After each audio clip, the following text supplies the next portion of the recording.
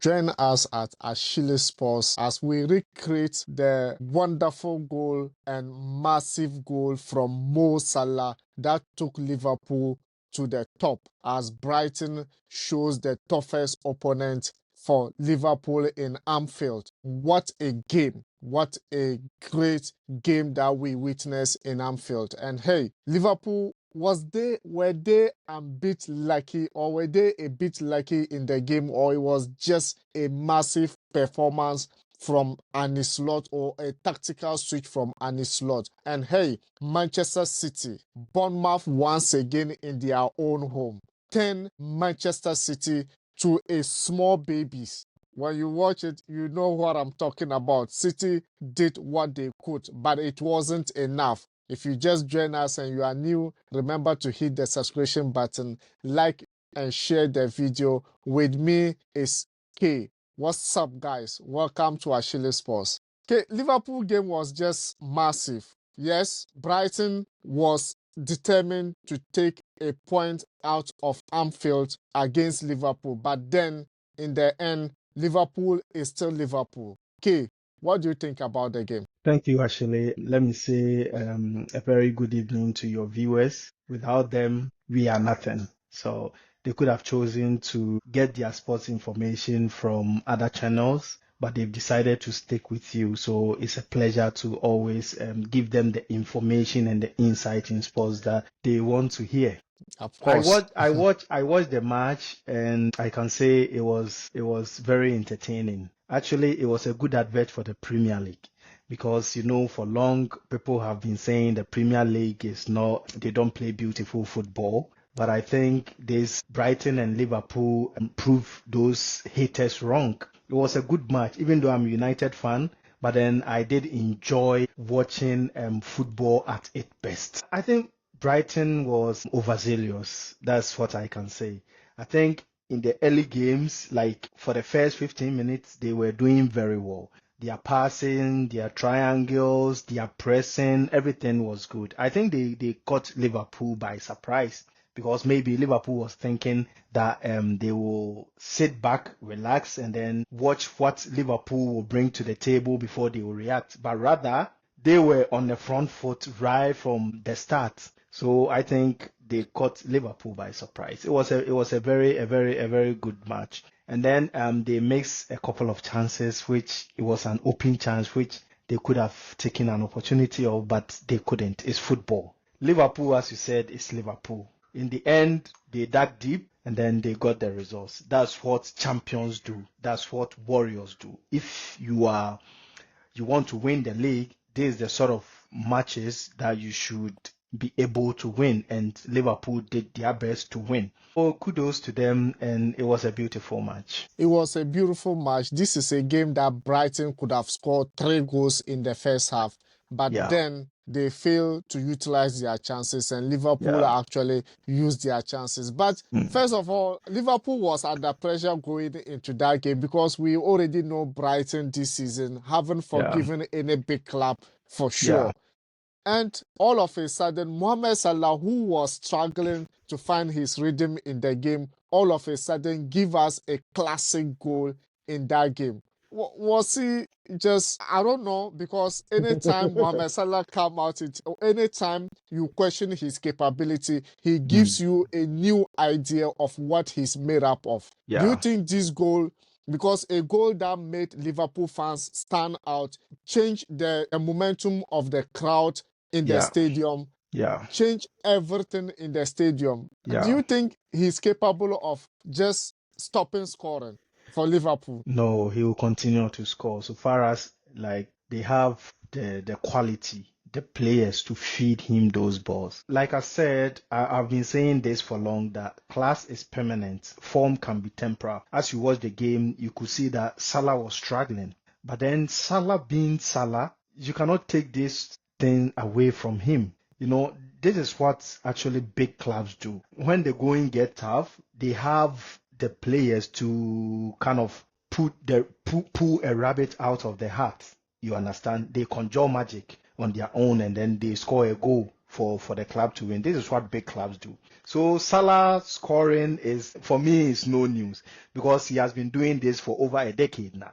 So I think he won't stop scoring. Chelsea fans and Manchester United fans, we should just try to outscore him. But to think that he will stop scoring, no, he won't. Salah is a goal scoring machine. Salah is a goal scoring machine. Arne Slot, is it that he's just showing us that he's a new to the Premier League? Because we know that every new coach in the Premier League is unstoppable. Like a Postecoglou of Tottenham, his first season was absolutely wonderful. Eric Ten Hag's first season was wonderful as well, but it didn't last for long. Do you think the inheritance Arne Slot inherit from Klopp will last forever as Liverpool manager? You know, he's a very good coach. Tactically, he's there with the Pep Guardiolas and the Mourinho's at his prime and all that. But then remember, he inherited a very good side from Klopp, even though Liverpool was struggling. But then he coming in with new ideas, new tactics, has revamped the spirit of the club and of the players as well. As you all know, when a new manager has been appointed, all the players try to do their best to please the manager. But as to how long they can sustain that eagerness to play for the manager is something that we can question about, because we've seen it, just as you said, under Eric Ten Hag, under Mourinho. Manchester United has appointed a lot of coaches since post-Fergie. And then it seems that in our first season, the players do their best to please the manager, and afterwards they vanish. They reverse into their shell and start being themselves. They get comfortable. So I hope it worked for Slot for long. I hope it's a sustainable thing he is doing. Other than that, hey, I'm a Manchester United fan and I hate to see Liverpool winning. So if the gods of football can just put their brakes or their foot on Slot, hey, me, I'm there. I'm just waiting for Liverpool to fall. But now Liverpool on top of the league for sure. And now what happened to Manchester City in Bournemouth? Bournemouth have shown what they are made up of. Our own Semenyo scoring the first goal. It was a 2 beauty. goals It to was a nil. beauty. It was a beauty. City tried to change everything, but then, rather unfortunate, it was too late for Manchester City, and Bournemouth got the 3 points. City, who are unbeaten for about 38 games or 35 games, Yeah, is it's now massive. over. Yeah, it's massive. It's a massive thing. You know what? There's a joy when most of football fans see Manchester City losing. If they lose a match, we kind of get this feeling that is how football are supposed to be played. You know, but unfortunately, City they have a best manager in the shape of Pep Guardiola. They have an elite players and they have the money to back the club to purchase players that they want. So it's actually going to be very difficult to dethrone Manchester City. But hey, take nothing from Bournemouth. They did very well.